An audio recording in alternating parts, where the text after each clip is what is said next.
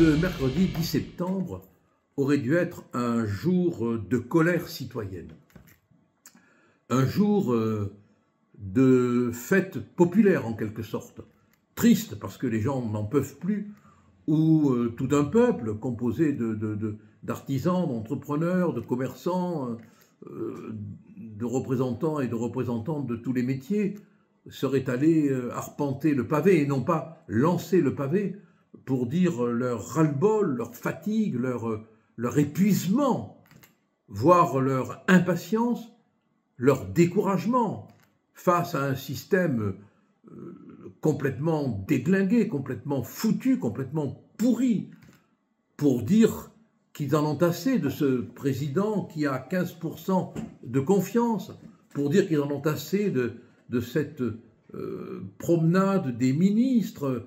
Bayrou aura fait 3 petits tours et puis s'en sera allé, remplacé par le cornu, le proche de Macron, ce qui prouve qu'on est encore une fois cocu. Ben non, la colère populaire n'a pas eu le droit de s'exprimer dans le calme, dans le droit de manifester, parce qu'elle a été volée, parce qu'elle a été gâchée par l'extrême gauche. Il aura fallu que Mélenchon y mette du sien, il aura fallu que la France insoumise vole cette manifestation pour qu'elle dégénère en violence, en débordement des Black Blocs. Vous me direz, ils ont maintenant des représentants, tous ces gens à l'Assemblée nationale. Hein. Raphaël Arnaud, le chef des Antifa, est député. Et souvent, il faut bien le reconnaître, grâce à l'appui des socialistes et des républicains.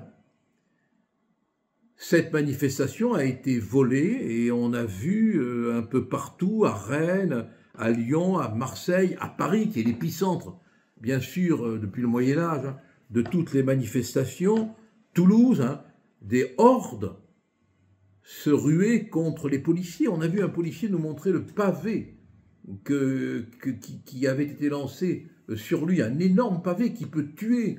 On a vu un immeuble à Paris, au Châtelet, incendié.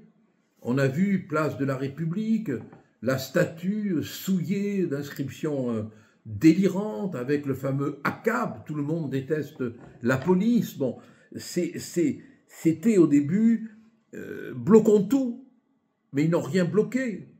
C'est un échec finalement, sauf qu'ils réussissent à brûler, à incendier, à casser, à taper du flic, à foutre le bordel, ce qui est leur but, car il y a là toute une jeunesse aussi, désemparée, paumée, souvent bourgeoise, qui ne sait que dire fasciste et qui, si on la soumettait à un examen historique sur le sens du mot fasciste, probablement aurait un 0 pointé.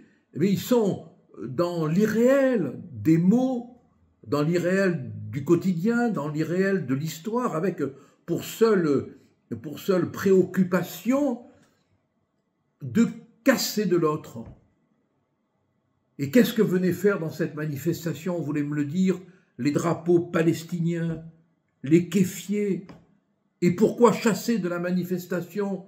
Elle a témoigné, mais elle n'est pas la seule. Cette femme qui avait un drapeau français, qui s'est fait virer de la manif en lui disant « on ne veut pas de drapeau français, ici on est internationaliste ».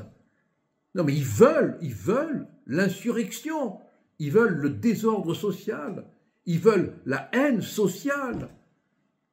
Et c'est très menaçant et c'est très inquiétant, surtout dans un pays qui est complètement déstabilisé sur le plan institutionnel. Il y a un adage latin qui est terrifiant qui dit que l'abîme appelle l'abîme.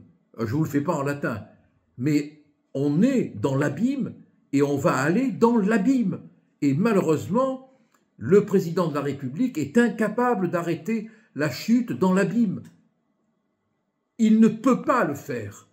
Alors, on va où? On a un Premier ministre éphémère qui va durer, on pourrait même dire, le temps que durent les premiers ministres en France. 1 mois, 2 mois, et il va tomber. Et qui va le remplacer? Qui? Il y a un moment donné où, de fantoche en fantoche, la réserve des premiers ministres sera fantomatique. 2 mots: dissolution, démission.